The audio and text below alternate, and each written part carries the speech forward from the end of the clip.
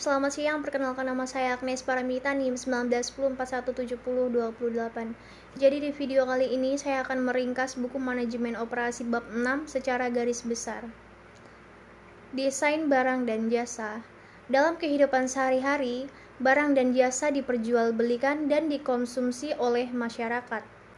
Pada umumnya, barang dan jasa ada yang langsung dikonsumsi oleh konsumen dan ada yang diolah menjadi input bagi produsen lainnya. Jumlah dan bentuk barang jasa tersebut sangat bervariasi, mulai dari volume atau kualitas, model, ukuran, dan jenis. Hal ini apabila diimplementasikan dengan baik, sangat memungkinkan bagi ketercapaian sasaran tujuan perusahaan. Dengan kata lain, apabila seluruh kegiatan yang akan dilaksanakan dimulai dengan rencana kerja atau rencana produksi yang matang, suatu kegiatan yang dimulai dengan perencanaan yang kurang baik akan berpengaruh pada hasil akhir yang akan diperoleh. Pada akhirnya, perusahaan dimungkinkan tidak dapat berkembang lebih dari itu. Perusahaan akan mengalami kebangkrutan. Kita masuk ke bagian A, yaitu konsep desain produk. 1. Pengertian desain atau model. Membicarakan design atau desain, membicarakan dimensi yang unik yang menawarkan aspek emosional dalam mempengaruhi keputusan pelanggan.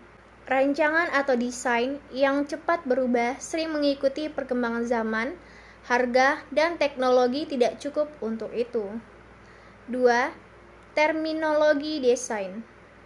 Pada hakikatnya, desain merupakan suatu proses yang telah ada seiring dengan keberadaan dan perkembangan manusia di bumi.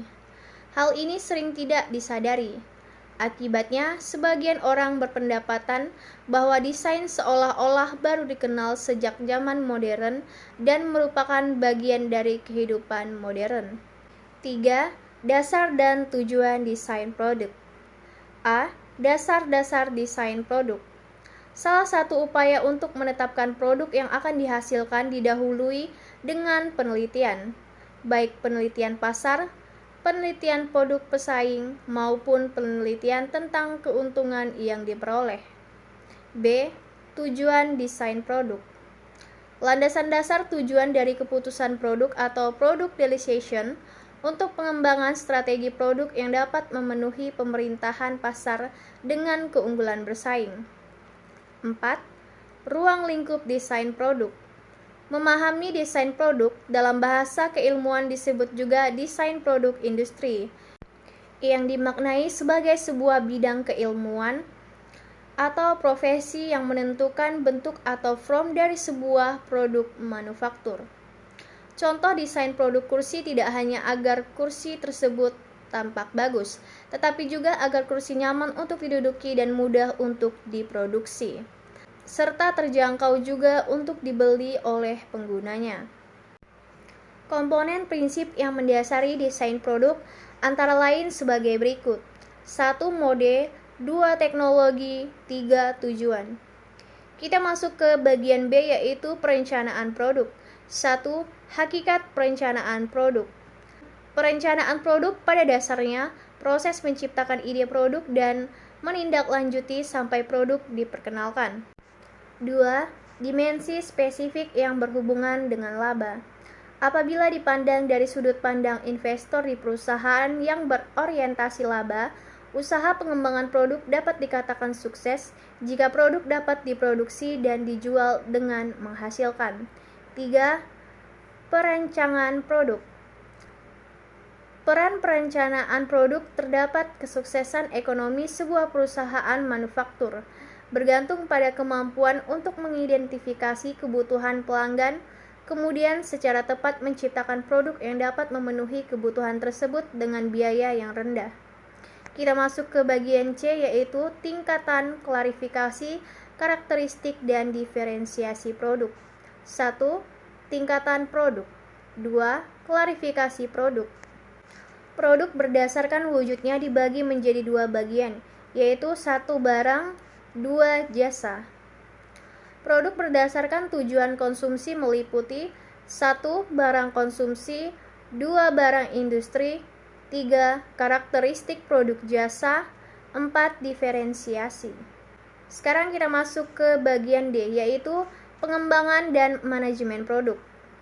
Pada umumnya, harapan perusahaan ataupun konsumen terhadap produk baru menjadi sangat penting peranannya bahwa produk baru dianggap mampu untuk mempertahankan tingkat pertumbuhan dan keuntungan perusahaan, serta untuk menggantikan produk-produk yang sudah kuno dan usang. 1. Pengertian dan konsep pengembangan produk. A. Pengertian pengembangan produk. B. Kategori produk baru. C. Modifikasi produk. D. Merchandising. 2. Tujuan pengembangan produk baru. 3. Tahap pengembangan produk baru. A. Pemunculan gagasan. B. Penyaringan gagasan. C. Pengembangan dan penyajian konsep. D. Pengembangan strategi pasar. E. Analisis bisnis. F. Pengembangan produk. G. Pengujian pasar. H. Tahap komersilisasi. Kita masuk ke bagian E, yaitu permasalahan dan tantangan desain produk. 1. Hakikat nilai desain produk. Produk merupakan salah satu aspek penting dalam variabel marketing mix. 2. Permasalahan desain produk. A. Desain yang tangguh. B. Desain modular. C. Computer aided design. D. Computer aided manufacturing. E. Teknologi virtual reality. 3. Tantangan dalam desain produk. Banyak faktor dalam desain produk yang perlu diperhatikan, di antaranya sebagai berikut. A. Kebutuhan konsumen. Pelanggan akan memiliki pengaruh yang besar atas cara produk direncanakan dan berkembang. B. Segmentasi pasar. Pasar atau konsumen perlu dibedakan, salah satunya mengingat perbedaan dalam selera konsumen. C. Teknologi. Dalam mendesain produk, teknologi berperan dalam menghasilkan produk yang diminati. D. Kondisi lokal. Dalam desain produk, perlu dipertimbangkan budaya lokal masyarakat atau konsumen, sehingga produk bisa dimanfaatkan dengan baik dan tidak menyusahkan. Baiklah, sekian ringkasan secara garis besar buku manajemen operasi dari saya. Atas waktu dan kesempatannya, saya ucapkan terima kasih.